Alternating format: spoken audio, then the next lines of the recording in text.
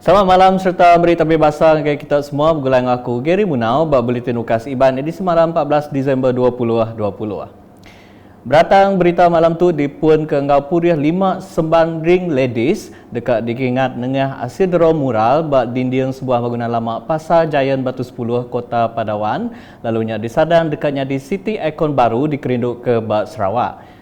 Dero mural diberi nama Dayung Muai Semban terkedara bajet sembannya hasil keranja jari siku peranak menua Leonard Xiao. Ia nero 5 ikut puriah kependudi suku bangsa Bidayu Semban tiagi ngemeran keadat ngungkung gelang bak lengan gau betis. Kepala Menteri Sarawak Dato' Petinggi Dr. Abang Abdul Rahman Zohari Tun Dato' Abang Openg lebuh berjadi ke muralnya sehari itu tadi merik cakup puji ngau pengaga Ati ngagai inisiatifnya hasil kerjasama antara NG Production, Kaunsil Negeri Padawan MPP, ngau upis Menteri Dagang Temuai Seni ngau main asal, kelimpah madah ke sukung Arya ungkup pemansang bak sitatnya. Hari ini kita ada budaya yang unik. Kada 3 lady kita ada di sini. Kita nak mempaparkan kekayaan lah.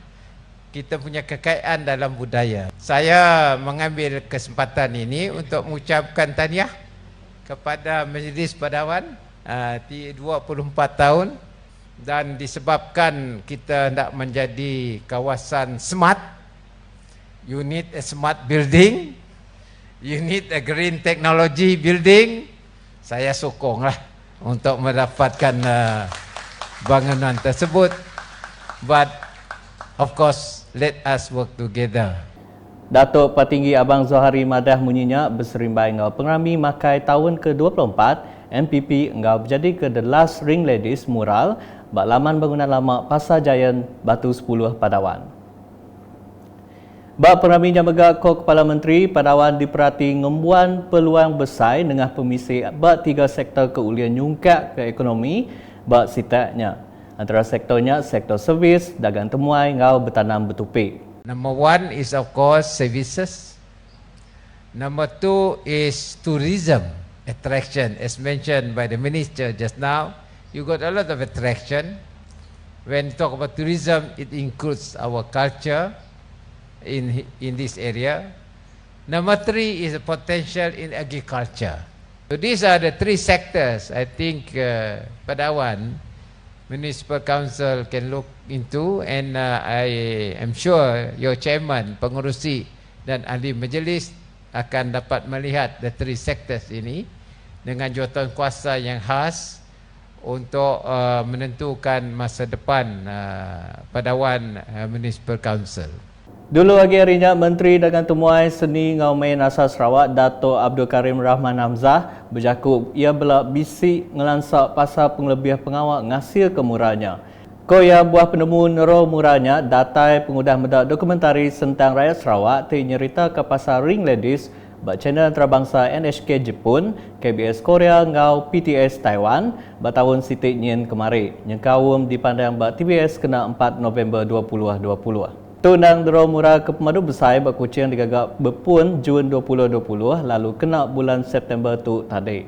They are a legacy of their own, and we feel proud that this culture, even though it's probably they are among the last ring ladies, we would want to have it portrayed, that legacy, on a very big mural down here.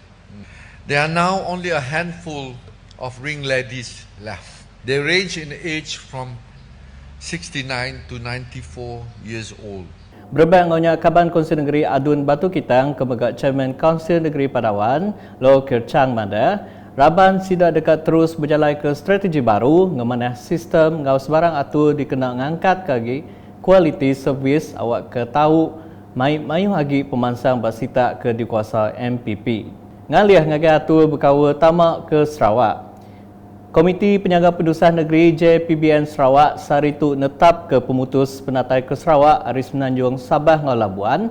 Semua peranak menua ngau rakyat ari luar kedatai Aris Menanjung Sabah ngau Labuan yang kaum mari menua luar mesti dikuarantin pengalamat 10 hari bak palan kuarantin ke udah ditetap.